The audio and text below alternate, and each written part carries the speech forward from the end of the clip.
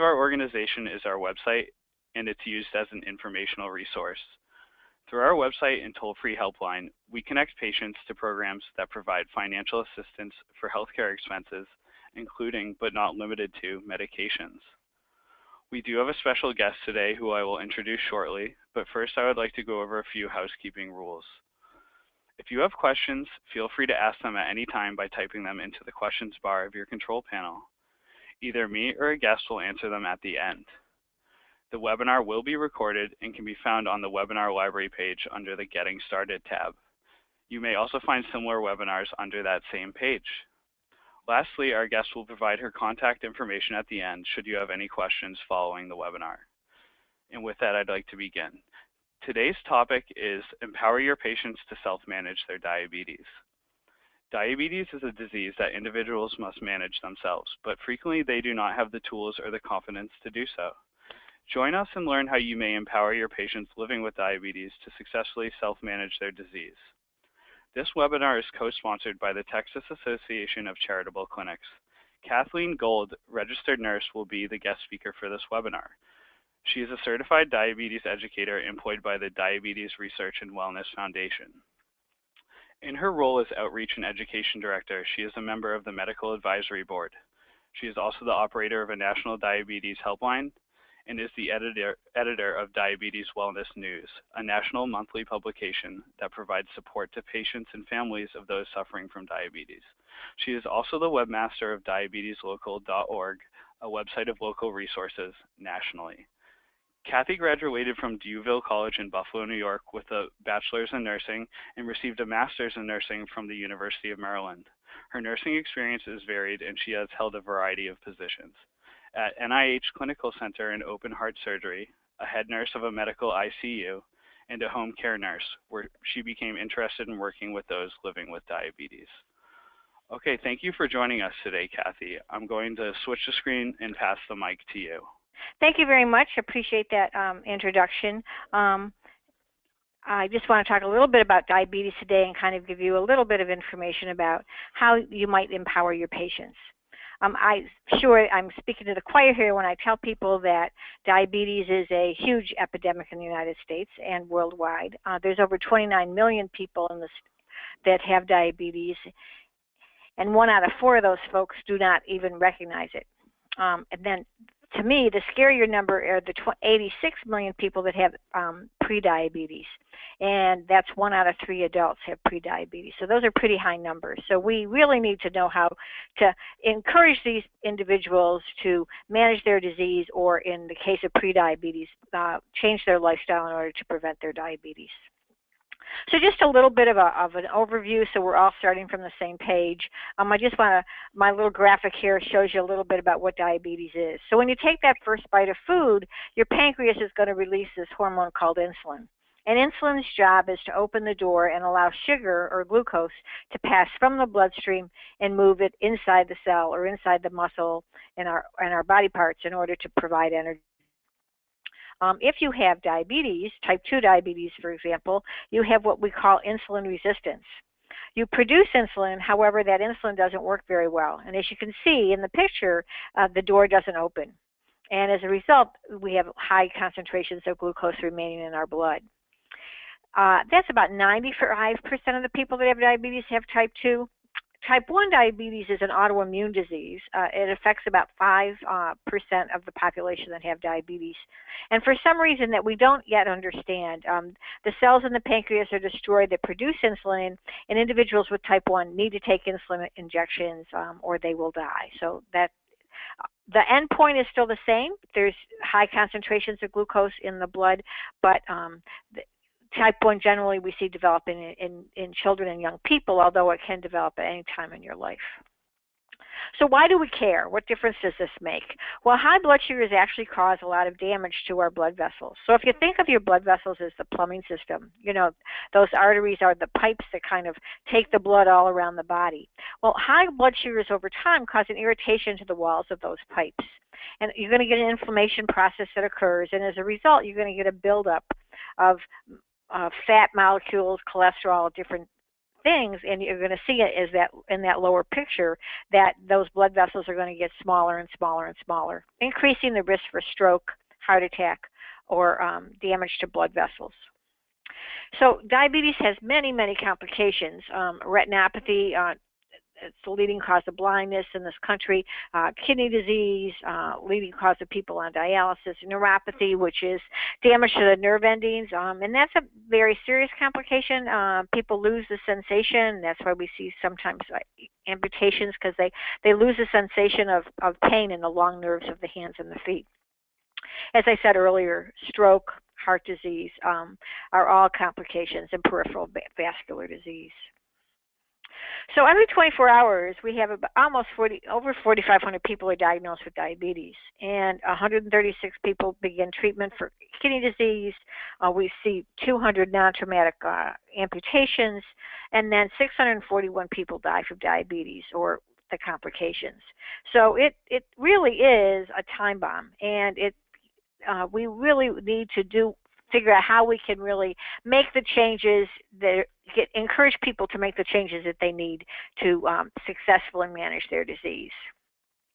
So I think sometimes it's good to walk in someone else's shoes, and I think we have to understand that people with chronic disease, such as diabetes, have to make many health decisions on a daily basis. And sometimes they make good decisions, and sometimes they don't. And a lot of times they don't really understand the impact of the decisions that they're making. So they don't have a good support system in order to enable them to make better choices. What I find in my practice is that patients don't intentionally make bad decisions. It's just that they lack the knowledge or the understanding of what the process is and how things go. So it's really important to engage our patients and educate them. I find that they really need to understand what's going on. I have a clinic at a homeless shelter in the District of Columbia, and I have to say that my homeless patients are my best patients because they get it. They understand. They've been through struggles. They've been alcohol abuse. Drug addiction. They've learned how to make behavior changes, and so that they can be very, very successful. But they also, once we give them the knowledge and the understanding, they're going to be able to make a more educated decision versus just reacting. So they have to understand that their illness is serious. And I don't mean to scare people when I first introduce, the topic of diabetes. You don't want them to become so overwhelmed that they can't even hear what you're saying. But diabetes is a serious disease, but it's certainly one that can be managed without a lot of complications. I mean, I have patients that have had diabetes for 60 and 70 years that have no complications. The research now is showing that although the number of people with diabetes is increasing, we're not seeing as many complications as we were before. And I think that's because we're being much more aggressive with these individuals, and we're really educate them about their disease. And it's another thing that you need to realize is these people are living with this disease 24/7, 7 days a week, 365 days a year. They have no vacation. That's hard work, and I think you have to give the patient credit for the efforts that they put in, because it is not easy. But you also need to let them know that there are options, there are choices, and that they do have the power to change their own behavior. So we need to change, I think, our thinking when we work with these patients from that the concept that they're non-compliant, that they aren't doing what we tell them, that they're not paying attention, and we need to change that thinking to that patients are successful in managing their own disease. They've not learned the tools. They have not yet engaged in their own care. So I think once we move them from being uneducated and lack of knowledge to being knowledgeable and independent in their self-management, you're going to see a big change in the success of their control. So I think this picture kind of shows you, we kind of assume things. You look at things at face value, but sometimes things are not as they appear. And we need to kind of take a step back and look at what we're doing, and are we doing it the best way, or are we doing it the same way we always do, and we're not really seeing much change in what we do. You know, I don't see, I don't never tell my patients that their numbers are bad or their numbers are good, that they're a success or a failure. We want them to change their behavior. We want them to make choices. We want them to make good choices. But we have to be able to uh, kind of move them in that direction. Uh, Saying you want to be healthy is a rather abstract um, concept for many people. So that may not, just saying, well, we want you to be healthy, may not be enough of a motivator. We have to kind of find what can push their button, what's going to really motivate them to make their changes. And sometimes patients aren't ready for change. I do a national helpline. I talk to people across the country. And frequently people call and they're just getting information. They're not really ready to take that step. And I think we have to be respectful of that. But we continue to give information because at some point, the fact that they're coming back tells you that you're kind of cracking the facade. You're going to move them forward, but you need to be very patient because you want them to be successful. I really get upset when I have patients come in and say, well, the doctor said if I don't do this, he's going to put me on insulin. Or I did this to the doctor said I did this to myself because I am a couch potato and I don't get up and exercise. Guilt doesn't really move people forward. It doesn't really, if anything, I think it kind of closes the door. So we want to be able to give patients options. Let them get engaged in the conversation. We want them to understand what they can do to actually make changes in their care. And I think we all have to recognize that perfect control isn't possible. Even when people with diabetes are doing everything perfectly, it's not always going to work because we're human and we live with diabetes second. So I think you have to realize that they have a life, and sometimes life can get in the way. But we don't want the diabetes to take over their life. We want we want them to have their life and control their diabetes within that life. So how do we not? I think I just think about what you do in your own practice or with your own interactions with patients. Do you give them advice? Do you kind of misjudge the sense of importance regarding their behavior change? Do you try to scare them, argue with them, blame with them? Just kind of criticize what their attempts are? Are you kind of jumping ahead and thinking that they should be ready, even though they might have had diabetes for 10 years? They may not be ready to make those changes yet. So, I mean, that might be frustrating to you. And I know on my helpline I get calls from spouses all the time saying, "Oh, my husband won't do this or he won't do that." But they have to be ready, and you have to kind of keep providing information, keep being very supportive, but recognize that they're not going to change until they really see that there's a need. And we also, you don't want to take away their control, because if, I don't know how you all feel, but if someone tells me I can't do something, that's just going to make me even stand firmer and not move forward. So you want to certainly engage them in the process. So how do we engage patients? And I think this is something we've all kind of some of the skills we've lost is we don't listen. I don't know how, we don't listen, period.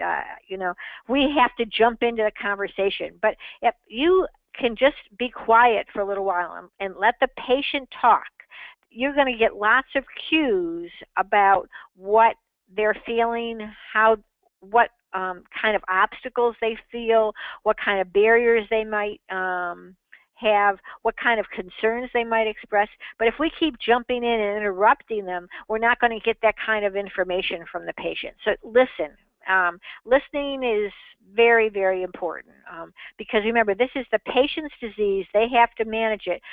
If the more we listen, the more information we're going to gain and learn about this individual, and we're going to be able to guide them in the right direction. We have to understand that what's involved in behavior change and motivation. What's going to motivate them? Do they have young children that they want to see grow up? Do they want to see grandkids? I mean, you have to kind of find that button that's going to make a difference. That's going to kind of attract their attention, to make them pay a little bit more attention. Do we give patients lists of things to do? You need to do this, you need to do this, you need to do this. Or do we engage the patient to actually sit down and think about, all right, these are all the possibilities. You tell me, you want to go in and, we want you to exercise, and we want you to eat a healthy diet, and we want you to take your medicines on time, and that's just, that's what we want them to do. But they have their own lives. They might be raising their children, they might be feeding, they might be taking care of elderly parents, they might be working a full-time job or multiple full-time jobs. So we're just adding to that burden. So we really need to be able to sit down and figure out what's the priority here. And by listening to your patient, you're going to be able to see this might be, what's the low-hanging fruit? What's the one thing that they might be willing to engage in making a change? It might be that they'll just eliminate regular soda in their diet. And what I find is if I can get them to make one simple change, then what I can do now is, oh, look at how successful you were with this. Let's move on to something else.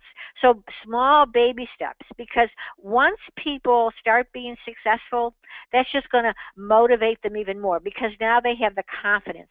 They feel that they are capable of making these kind of changes. And I try not to let my patients get overzealous and making, choosing 16 different things to do. Let's just focus on one little thing. And if we can do that well, then we'll move on to the next thing. And then kind of coming up with a shared care plan. If you don't engage the patient in that plan of care or those goals that they want to select, if you select them, more than likely the patient isn't going to be engaged in the process at all. So what options do we give people, and do we give them options? Okay. Do we respect their opinion? Are they open to the information? I know there's so much information now on the internet. There's so much information out there. A lot of it's misinformation, but it's important that you get the patient to express what information they have. I always ask my patient, what do you know about diabetes? Tell me what you think it is. What do you think? What do you think is going to make a difference? Why are you concerned about diabetes? And many of them will share. My father died of the complications, and I don't want that to happen to me. Or I don't think I can do anything about it. My whole family has diabetes, so therefore I'm going to get it. I don't have a choice here. There's no way I can make a difference. But you want to be able to open up that information and kind of, you don't have to respond to it always, but kind of remember it's going to give you a little bit of better understanding of where this patient is coming from, so that when you do start making recommendations or having discussions with them, that you kind of know what framework they're coming from. And you want to focus on them during their appointments. You don't want, try not to have a lot of interruptions. You just want them to be the person in charge. Now, I do a lot of group work. We do group visits. I've done them with nurse practitioners, and I'm doing them with a family practice medicine medical group. And I really find that that's a very effective way of dealing with diabetes, because I don't have to say so much. I can depend on the group to pipe in and say, your blood sugar was 600. Why would you allow that? What are you doing? Why do you think that's good? Don't you know what's going to happen to you? I don't have to say anything. So you want them to be engaged. So a group is one way. Now, with my homeless patients, I found that it was much more effective for me to meet with them on a one-on-one, because I think they do so much in meetings and things like that they never get that individual attention. So you kind of have to look at your patient and decide, would they do better in a group with a lot of input, or if I just work with them on a one-on-one, is that going to be more effective? You may not have the option to be able to make those decisions, but certainly that might be something you want to consider. And don't be insulting to them. There is some research out there for alternative medicines and things like that. there are some family remedies, vinegar, and you know, taking different apple cider vinegar is the latest one I think I've heard that they take vinegar every day. Well, there's these are cultural things. If it's not going to hurt them, you don't want to. You don't necessarily have to stop them. You want to make sure that they understand, that there's not a lot of science for this, but if this helps them feel better, or what I have them do a lot of times when patients are talking about taking supplements and stuff is I say, all right, if you want to try this supplement, let's do it this way. As long as it doesn't have any contraindications with their other medicines, why don't we try the supplement. We'll give it a trial for 3 months. You know what your blood sugars are now. We're going to try this new supplement, and you're going to try it for 3 months, and you're going to test your blood sugar, and you're going to see if it makes a difference. If it does make a difference, well, that's to your benefit. But if it makes no difference, I can save you a lot of money because you won't have to be spending money on this supplement. So rather than just saying, oh, none of that works, I think you have to be a little bit more open, because then they're going to respect you because you included them in the decision-making process. And that's so important if you want to empower your patients, making sure that they're included in any decision-making. You need to stay current with information out there. There's a wonderful website. NIH has a wonderful website on supplements and keeps you current about what's going on, so that's really worthwhile. And we find that patients will continue their self-management task for a longer period of time if they decide what they are. So people with diabetes can live a long and healthy life, and I think we need to tell them that that's really important, that they know that that's the case, that diabetes is not their fault, and it doesn't have to ruin your life. You can live a very healthy and successful life. So I want to go over a little bit of, these are the self-care behaviors that are established by the American Association of Diabetes Educators.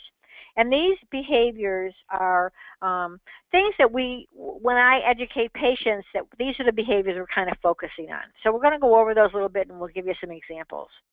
So first of all, of course, healthy eating. How do you make patients make better food choices, reduce their portion size, and follow a meal plan? Those are the kind of messages we want to get across to them. So a lot of times I spend some time with them going over, what do you eat?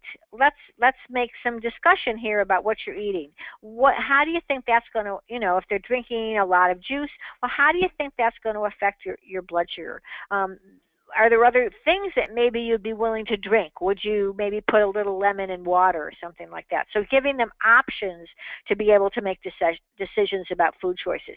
If they always eat in a fast food restaurant, what options do they have? If you're not familiar with, there's some apps out there that have Calorie King is the one I'm thinking of. Calorie King is a free app on a smartphone, and everyone has smartphones these days. I mean, even my homeless patients have smartphones.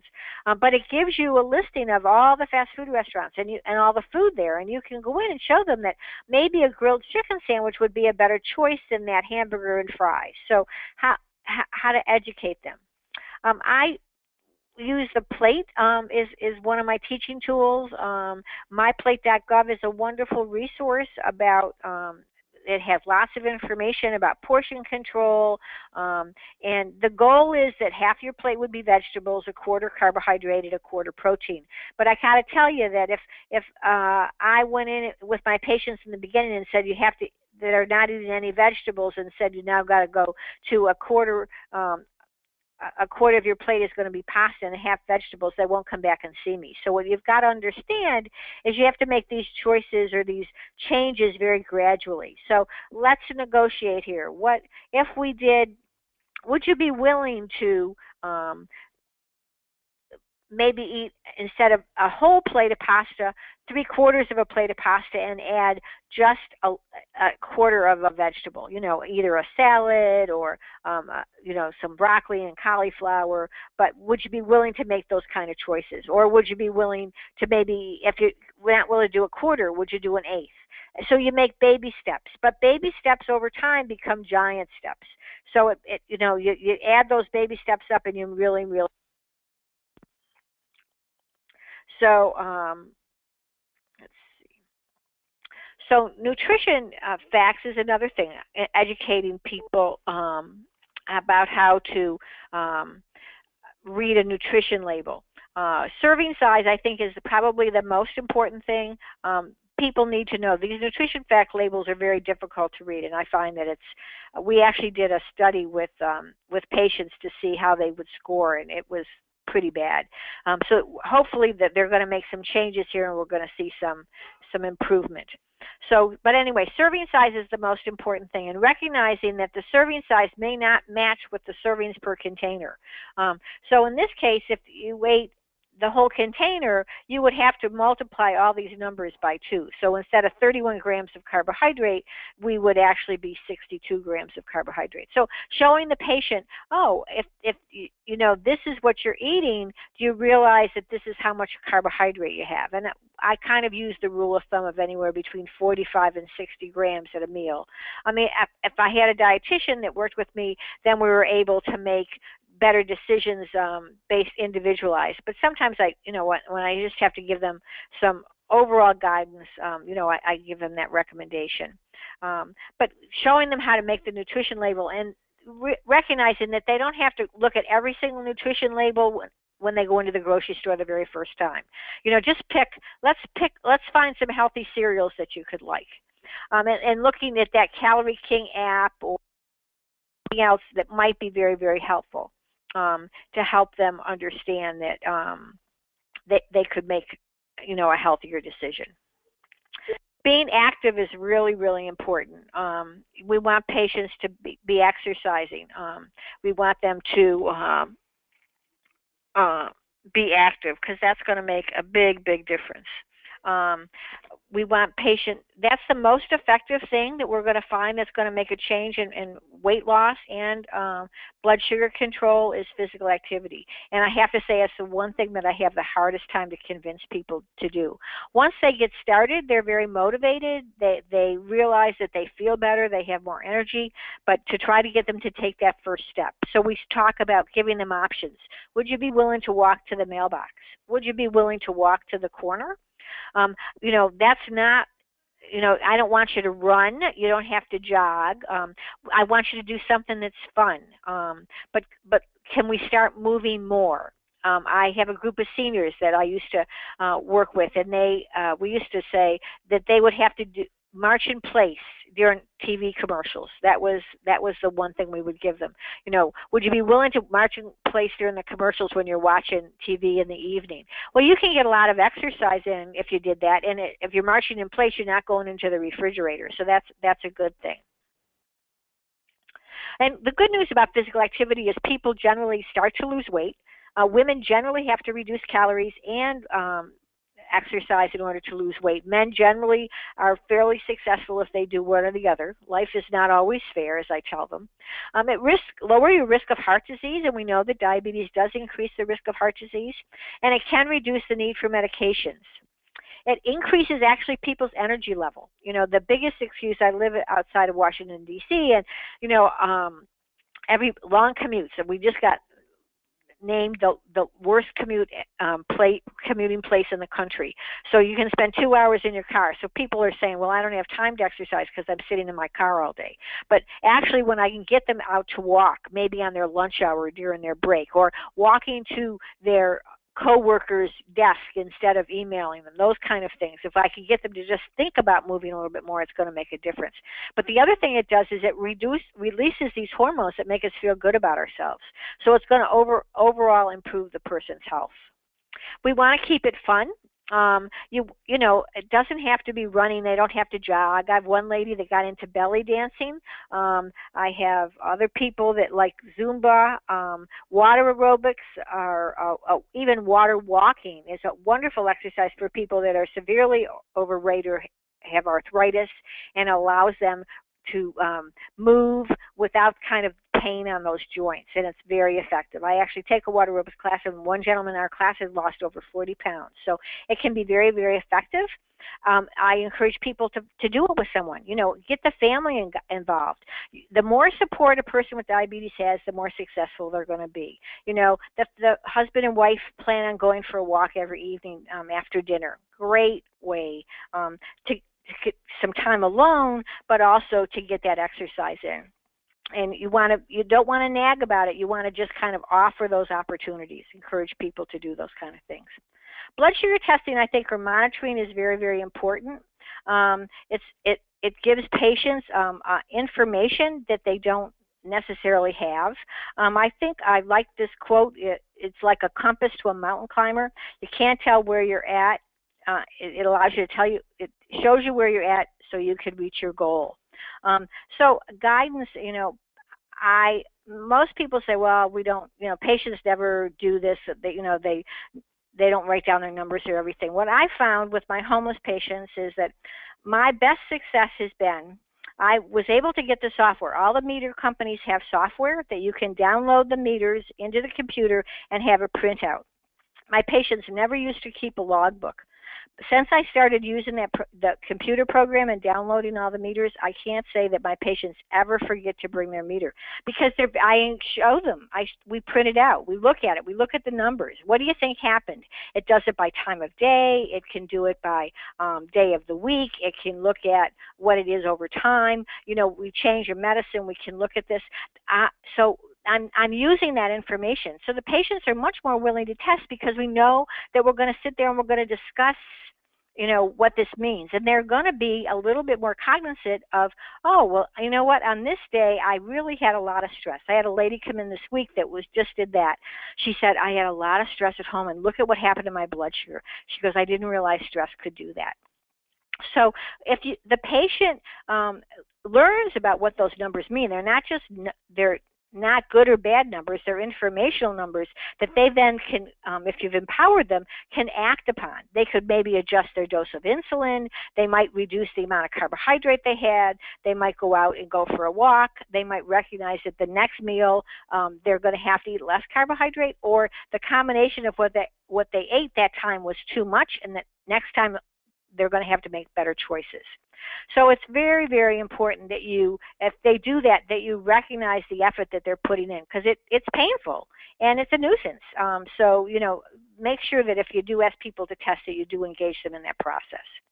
2 hour after a meal is a very important decision, because that's going to give them immediate feedback as to what that meal, what the effect of that meal was on their blood sugar. Generally, I work with as long as it's between 140 and 180. That's kind of the goal that we're looking at. But it allows patients to kind of get an understanding of what the numbers mean and actually do something with those numbers.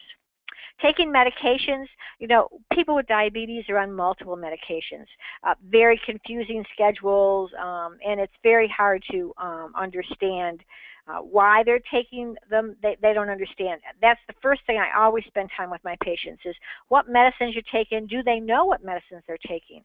I always print out from our EMR the list of their medicines that they can keep with them at all times, because the names are very confusing. It makes it very, very difficult. But, as I say, in an emergency situation, you want to know what that white, pink, and blue pill all are. So you want to have this with you if you had to go to the emergency room.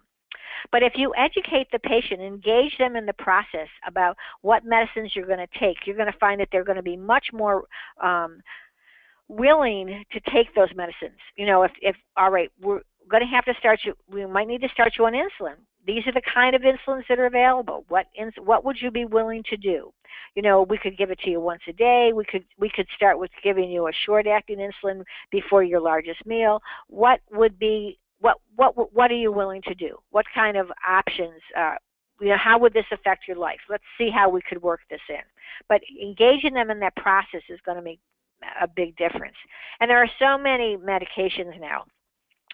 When I started diabetes education, I had 4 or 5. We're now up to 80 different medicines. We can work on the GI tract. They can work on the pancreas. They work on the liver.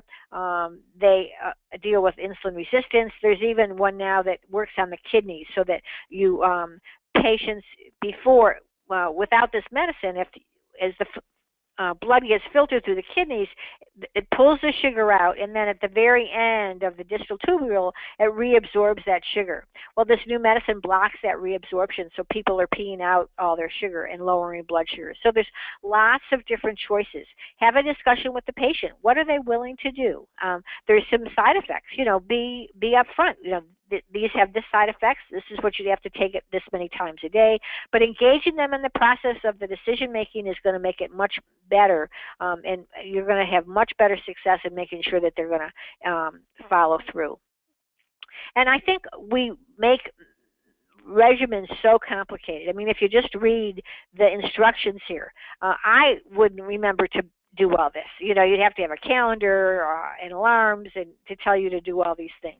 But I think we make it very, very difficult for patients. I know when I do an assessment with them with their medicines, I find we tell them to take sulfonylureas, which we should be taking before breakfast and before dinner twice a day. But we don't say before breakfast or dinner. We say twice a day, and you will find the whole spectrum of what a person interprets as twice a day, which could put them at risk of a low blood sugar if you don't give them the right information.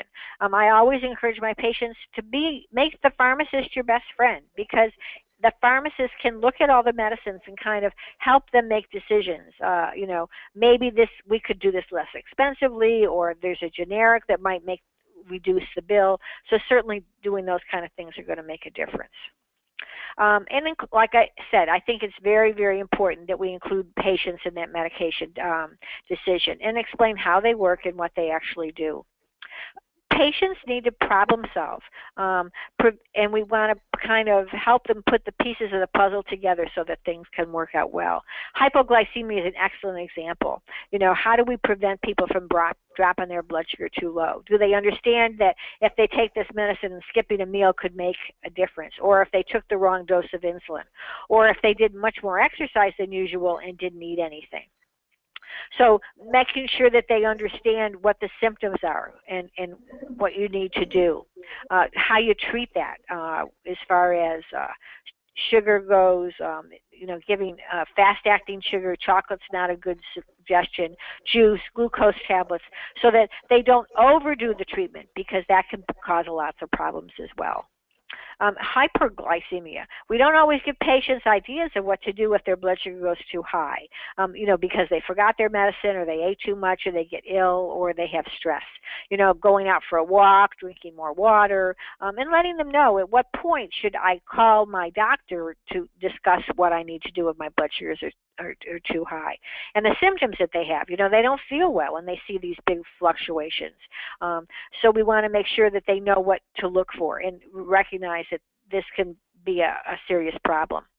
And how can they kind of figure out what to do and work with the team in order to improve control.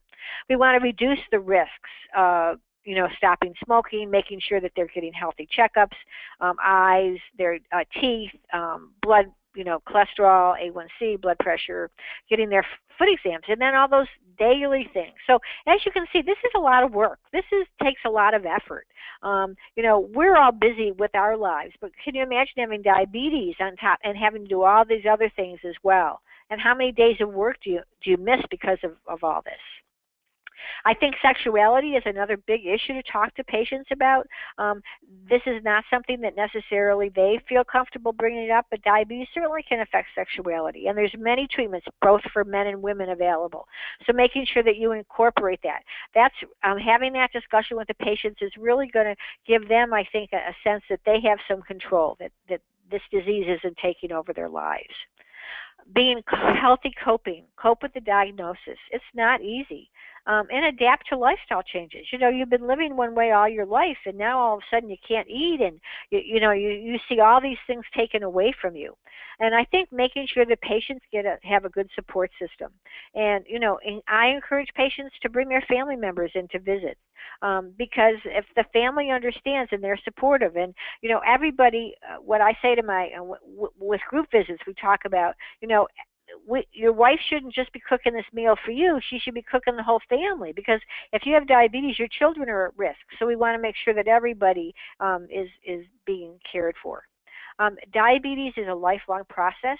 We need to set realistic goals and be realistic in what we expect people to do. And let them set those goals. We don't want to do that for them. We want them to be able to set their own goals. We want to encourage them to make sure that they have a support system, whether it be family, friends, a church group, work, and encourage them to make sure that someone always knows that they have diabetes in case there is a problem. And then I think give them a pat on the back. I always like to be able to say, oh, you're my poster child. You know, this is wonderful. I mean, that just gives them so much more confidence to go on and jump the next hurdle. And then being educated so that they know, all right, things are not going right here, and I need to get help from someplace else. So one of the things you could do is do goal setting. I came across this when I was researching this project, and I thought, well, a Jumpstart pledge, that's a great idea. You know, rather than a goal, a pledge. You know, I want to, it's just like setting a goal. You're just changing the name, but maybe that might be something that they're more willing to do. And then you adjust those pledges or those goals as time progresses. You know, and sometimes you have to discuss, all right, listen to the patient. How are you doing with your goals? Well, I wasn't able to. Well, then let's discuss the barriers. All right, what barriers existed, and how do we overcome those barriers? What can we do to make it easier for you? Or maybe we need to readjust because maybe this kind of medicine isn't going to work for you. Maybe we need to look at something else. Okay, so let me just turn this back over to Max. Okay, Kathy, thank you for that presentation. You did a really great job, and you offered a lot of great insider info, especially related to how patient understanding can lead to patient engagement so they can eventually be their own advocate. We really like to have someone like Kathy to be able to provide us an in-depth look into a popular topic such as diabetes. You can put the great information she provides to work by making an informed decision, all the while utilizing NeedyMed's resources to help with financial costs.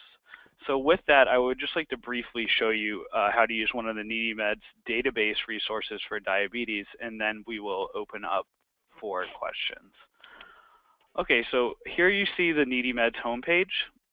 We're going to go to the Patient Savings tab, and you're going to see a lot of options here. We're going to move to the Diagnosis Specific column under Diagnosis-Based Assistance, and we're going to click that. After clicking on Diagnosis-Based Assistance, you're going to see a few options down here. We're going to search by diagnosis. You're going to see an A to Z index, and then under that A to Z index, we're going to go to D for diabetes. So we're going to move our way down to diabetes, select diabetes, and you're going to be provided with a results list for all the programs related to the diagnosis of diabetes. You're going to see the program name, the summary, the services provided by that program, and the areas of service. So let's take, for instance, the Children with Diabetes Foundation, Supplies for Children with Diabetes Foundation. It provides medical supplies for emergency situations to children who have diabetes. It shows the nature of the program and its range of service. So if you click on that program, you'll just be provided with a little bit more information on that program, such as contact information, a website if they have it, a telephone, and email. So just so when you're calling that program, you'll be able to have the information you need for it. So I'm going to switch the screen now back to Kathy so she can display her contact information again, and we're going to open up for questions. So the first question is, would you please explain a bit more in detail this postprandial testing? The postprandial testing? Sure. So what we encourage people to do, if they test their blood sugar 2 hours after a meal, you don't want to test any closer than that. So rather than just have patients test a fasting blood sugar in the morning, it's much more effective to get a pattern of what their blood sugar control is over time. So you might find that their fastings are always good, but you might not recognize that after a meal their blood sugar goes up to 200 or 300. So I encourage patients, what I ask them to do is they change up when they test. So one day they'll test fasting blood sugar first thing in the morning, and then they'll eat their breakfast, and then 2 hours after their breakfast they're going to test their blood sugar. And that blood sugar we hope would not go up much more than 50 points. So that's where that goal of 140 to 180 comes in. The next day I might ask them to do it before lunch, and then 2 hours after lunch, and then dinner, and then 2 hours after dinner. And what you'll do is, over a period of time then, the patient's going to start to see a pattern emerge. And you're going to see what blood sugars are over the course of the whole day. And you might find that, oh, it's always low in the afternoon, but it's highest at nighttime before I go to bed. So I might need to make some adjustments in the amount of food that I eat. Okay, so the next question is, who would I contact to get a copy of this PowerPoint to submit for CE use?